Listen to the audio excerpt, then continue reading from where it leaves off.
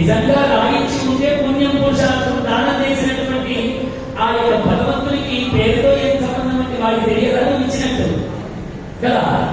ఆయన ఆ పేరు చెప్పించుకోవాలనే ఆత్మతలో దానం చేద్దామని తెచ్చిన సొమ్ము పడిపోయి అది ఎవరి పాపం అయిపోయింది.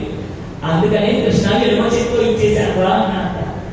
అంతేకాదయ్యా, యమస్య కరుణాస్తి, యమధర్మరాజు ఏ ప్రాణి మీద కర్మ ఉండదు. ఎప్పుడు ఏ ప్రాణాన్ని లాగేస్తారో తెలియదు. క్షణంలో ప్రాణం వెళ్ళిపోవచ్చు. నువ్వు దానం అడిగినంతలో కృష్ణ ఒక 5 నిమిషాలు అలా కూర్చొని స్నానం కాగానే నిన్ను తోమి మరి నీకు ఇస్తాను అన్నారు అనుకోండి. స్నానం చేసే లోపలనే నా ప్రాణం పోతే. కాబట్టి ఎడమ చేతితో దానం చేశాను కృష్ణ అన్నాడు. కృష్ణ పరమాత్మ పొంగిపోయాడండి. కరుణ కరుణ, అందుకనే నేను దాన వీర శుభకర్ణుని ఎందుకు అన్నాడయ్యా. ఎడమ చేతితో కుడి చేతితో చేసే దానం ఎడమ చేతికి తెలియకుండా, ఎడమ చేతితో చేసే దానం కుడి చేతితో తెలియకుండా ఇచ్చినటువంటి మహాదాన కర్ణుడు. అలా దానం చేస్తేనే మనకు కూడా పరిచక్రవర్తి కలిగినటువంటి అద్భుతమైనటువంటి యోగం కలుగుతుందని మనకు శాస్త్రం చెప్పింది.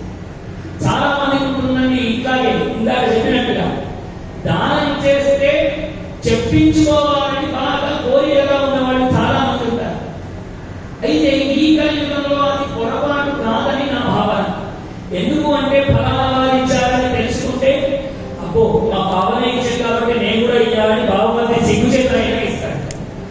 అలా ఇన్స్పిరేషన్ పొంది ఒకరితో ఒకరు దానములు పెరుగుతాయని పేరు రాయించుకుంటే తప్పులేదు.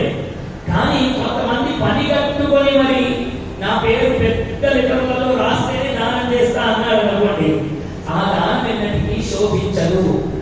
ఎలాగంటారా, మీరు ఒకసారి 2 చేతులలో విత్తనాలు తీసుకొని కుడి చేతిలో ఉన్న విత్తనాలను భూమిలో కనిపించకుండా లోపల దాచిపెట్టండి. ఎడమ చేతిలో ఉన్న విత్తనాలను రోడ్డు మీద కనిపించేటట్టుగా చల్లండి. ఏ విత్తనాలు మొలకెత్తుతాయండి? భూమిలో దాచిన విత్తనాలే మొలకెత్తుతాయి. దాచి చేసిన దానమే మొలకెత్తుతుంది.